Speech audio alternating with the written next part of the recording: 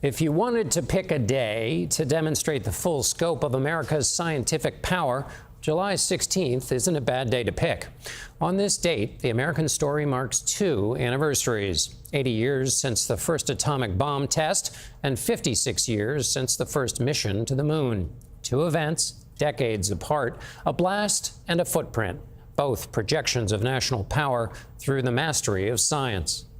At 5:29 a.m. on July 16, 1945, the desert went white.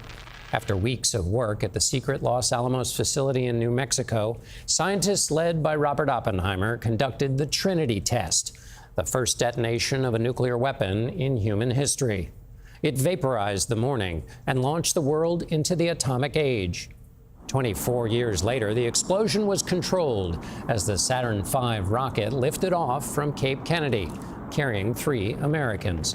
One event revealed the terrifying destructive power of human knowledge, the other, its daring ambition. One effort sought to end a world war, the other to win a Cold War.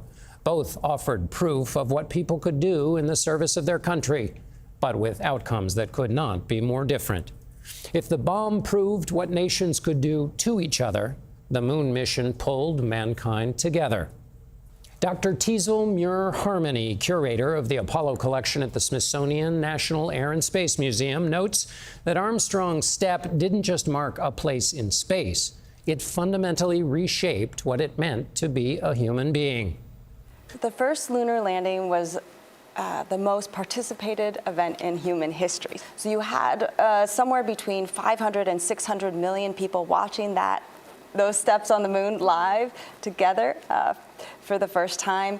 On this day in history, America lit the sky in 2 directions. Both required genius, both required sacrifice. But only one continues to invite us to look up and to move forward.